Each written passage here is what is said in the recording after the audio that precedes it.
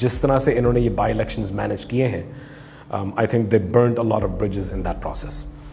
एक party thinking थी, एक लाइन थी कि हमारे कुछ पुराने साथी हैं, कुछ दोस्त हैं जिनको हमें टिकट्स देनी चाहिए. उन लोगों को टिकट्स नहीं दी गई, नए लोगों को दी गई, कुछ पीटीआई के डिफेक्टर्स को टिकट्स दी गई. और जो ओवरऑल पॉलिटिकल मिसमैनेजमेंट जिसे आप कह सकते हैं, वो काफ़ी देखी गई from the point of view of PMLN in this particular election. And I think that is going to create some additional rifts within the party, specifically within the two groups, and it might form the basis for how PMLN emerges from this crisis.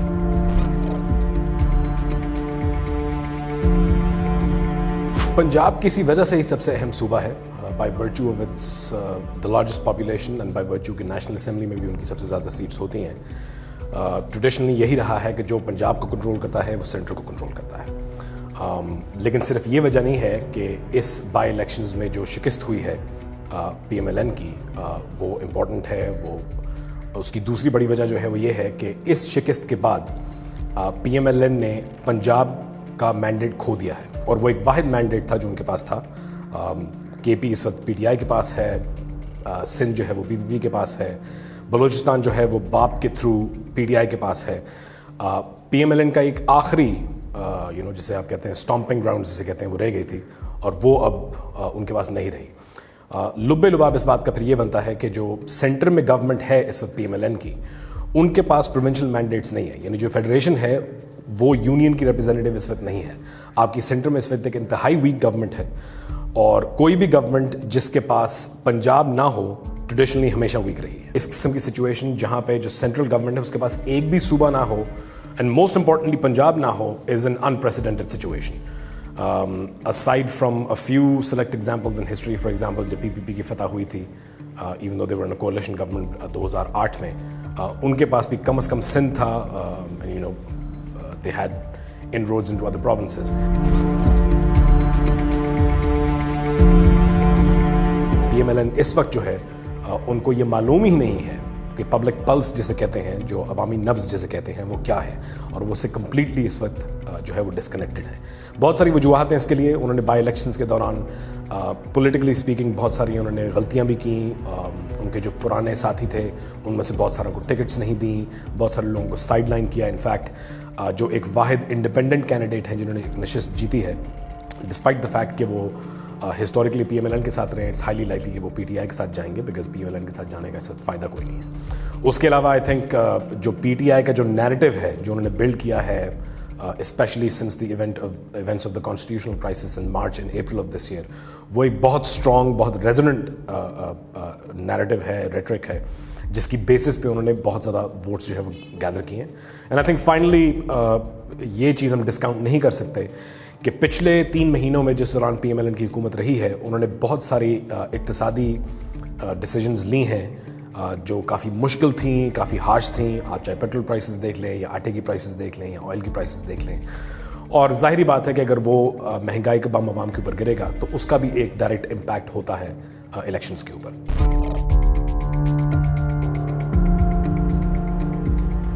Elections में, by elections में देखें, हमेशा ये चीज़ ज़रूर होती है कि किसी ना किसी लेवल पे पार्टी आइडियोलॉजी जो है वो उभर के सामने आती है कि पार्टी क्या चाह रही है, वो किस पॉइंट ऑफ व्यू से इलेक्शन लड़ रही है, उनका मैंडेट क्या है, उन्होंने जो अपना मैनिफेस्टो बनाया हुआ है उनमें उन्होंने किन चीज़ों पे फोकस करने का कहा है, क्या उनके एरियाज ऑफ फोकस हैं, and so on and so fourth. और इसके इंटरसेक्शन पे एक दूसरी चीज़ होती है विच इज़ लोकल डिमांड्स, कि अगर आप फ़र्ज़ करें झंग की एक कंस्टिट्यूंसी में आप इलेक्शन लड़ रहे हैं, तो वहाँ लोकल लोगों के मसाइल क्या हैं, वो कौन सी इश्यूज़ हैं जिनको रिजॉल्व करना ज़रूरी है, कि जिनके बगैर उस कैंडिडेट का उस एरिया से जीतना तकरीबन नामुमकिन होगा.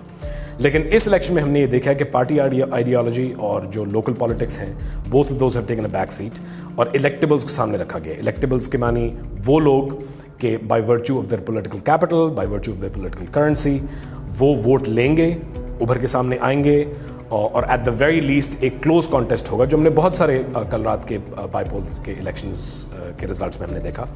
और इररिस्पेक्टिव ऑफ पार्टी आइडियोलॉजी क्या है या लोकल इश्यूज क्या है, उनमें से एक ना एक ज़रूर वो इलेक्शन जीतेगा.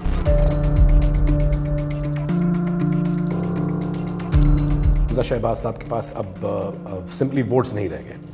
So it purely in mathematical terms in کے پاس ووٹس نہیں ہیں. جب 22 تاریخ کو اب سی ایم کا الیکشن ہوگا جمعے کو, اس میں الہی صاحب کو ہی ووٹ پڑیں گے. ان کے پاس ایٹ لاسٹ کاؤنٹ, کیونکہ پی ٹی آئی نے 15 نشستیں جیتی ہیں, الہی صاحب کے پاس پہلے ہی تقریباً 172-173 ووٹس تھے. He comfortably will be able to gather the 186 votes needed for him to become the new chief minister. تو ایک تو بڑا فرق جو ہے وہ یہ ہے کہ پنجاب کے اندر جو آپ کی سی ایم شپ ہے وہ اب پی ایم ایل این کے پاس نہیں رہے گی, وہ پی ٹی آئی اور پی ایم ایل کیو کی جو الائنس ہے اس کے پاس جائے گی. As far as policy making is concerned, I think before these elections there were certain other implications. اب سچویشن کافی ڈفرینٹ ہے. پی ٹی آئی کا جو نیریٹو رہا ہے, جس کو ہم بہت عرصے تک اسپیشلی 11 اپریل کے واقعوں کے بعد ہم اس کو ٹریٹ کرتے رہے ہیں سورٹ آف ڈسپوزبل نیریٹو کہ یہ صرف ریٹرک ہے, ہمیں اس پہ اتنا فوکس کرنے کی ضرورت نہیں ہے. And as far as policy making is concerned, policy makers کے لیے یہ باتیں ارریلیونٹ ہیں. اب یہ باتیں ارریلیونٹ نہیں رہیں کیونکہ 3 صوبوں میں ان کی کمانڈ ہے, ان کا کنٹرول ہے, ان کی گورنمنٹ آئے گی.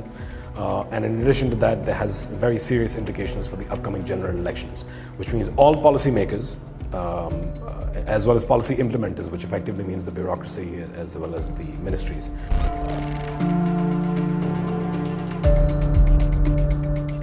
کوئی سینس نہیں ہے اس بات میں کہ آپ مزید 1 سال اور 1 ہفتہ, آج 18 تاریخ ہے, 25 کو جب 25 جولائی آئے گی تو 1 سال رہ جائے گا اس حکومت میں.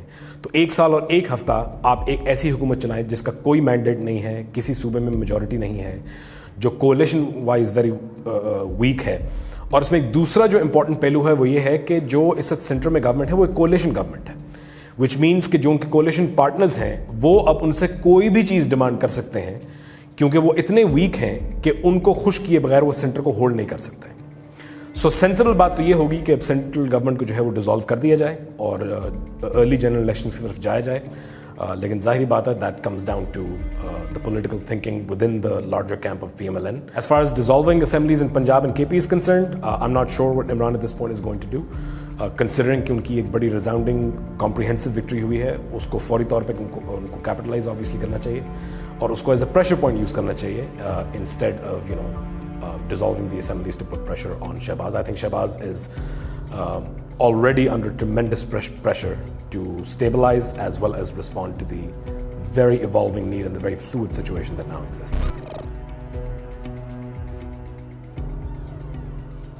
It also comes down to کہ جنرل الیکشنز ایکچولی ہوتے کب ہیں. جو آفیشیل ڈیٹ ہے, یہ والی جو حکومت ہے, سینٹر میں جو حکومت ہے, اس کی آخری تاریخ 25 جولائی 2023 ہے.